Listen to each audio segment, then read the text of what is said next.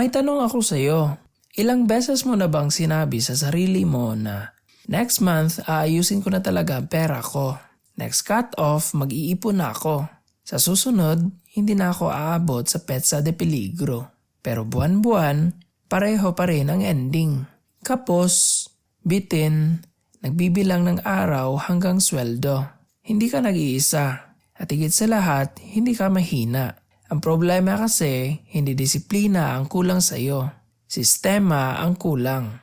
Kaya sa video na to, pag-uusapan natin ang 3 money systems na makakatulong sa'yo na umiwas sa kapos mode at tuluyang makaalis sa cycle ng laging nauubusan. Unahin muna natin linawin kung ano talaga ang kapos mode. Ang kapos mode ay hindi lang yung walang pera. Ito yung mental state na laging nagmamadali sa desisyon, laging naka-survival mode, laging iniisip, paano ako aabot? Kapag nasa kapos mode ka, mahirap mag-isip ng long term, maghirap mag-invest, mahirap magplano. Kasi lahat ng utak mo nakatutok lang sa ngayon. May kasabihan na sobrang tumama sa akin. You cannot solve a problem with the same thinking that created it. Kaya kung kapos ka ngayon, hindi lang pera ang kailangang dagdagan. Kailangan baguhin ang paraan ng paghawak mo sa pera. At dito papasok ang systems. Unang sistema, pay yourself first. Simple lang siya pakinggan, pero life-changing kapag ginawa mo. Most people ganito ang sistema. Sweldo, gastos, bills, kung may matira, ipon. Ang problema, walang natitira. Kaya ang ipon palaging optional. Pero ang pay yourself first system, ganito. Sweldo, ipon, tapos budget sa natira. Hindi kung may sobra, kundi automatic na may itatabi. Kahit maliit lang, kahit 300 pesos, kahit 500 pesos. May quote na gusto kong ipasok dito.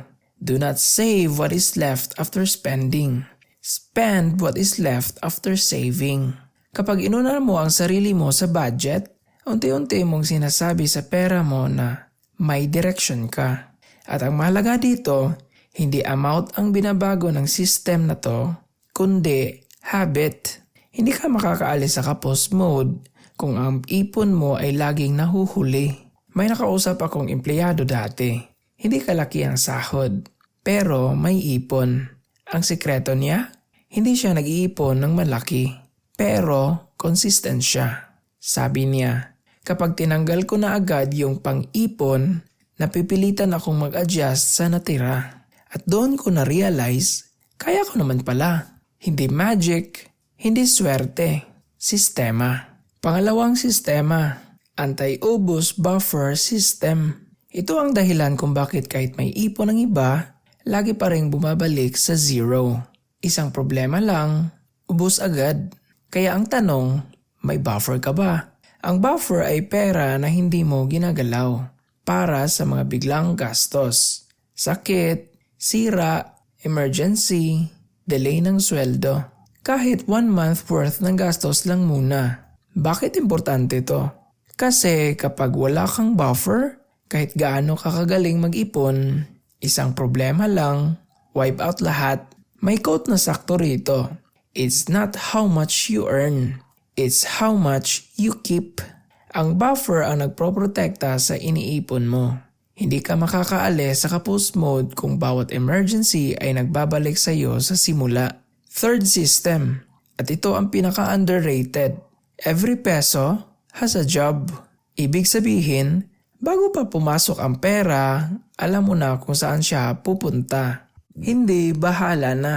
Hindi tingnan natin. Kada 100 pesos may assignment.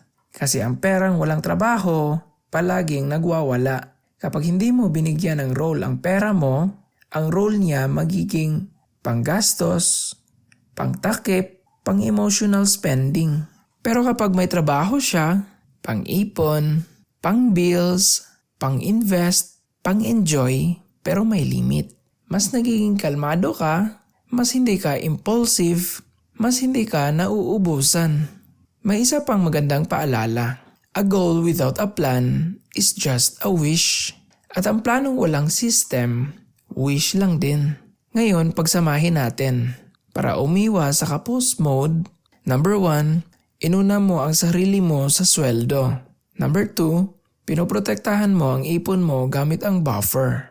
Number 3, binigyan mo ng trabaho ang bawat piso. Hindi ito overnight, hindi ito instant.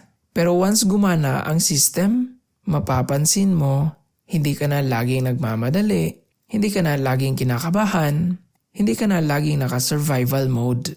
Unti-unti, lumalawak ang paghinga mo sa pera. Sa pera kwento, hindi namin sinasabi na madali ang buhay. Hindi namin sinasabi na mabilis ang pagyaman. Ang sinasabi namin, mas magiging magaan ang buhay kapag may sistema ang pera mo.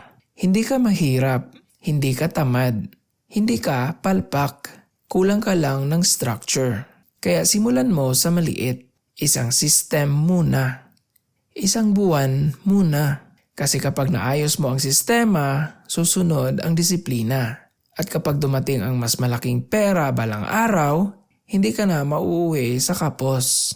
Kung nakarelate ka sa kwentong to, i-like mo, i-share mo, at mag-subscribe ka sa Pera Kwento. Dito, kwento muna bago pera. Kasi sa bawat kwento, may aral na pwedeng magbago ng direksyon ng buhay.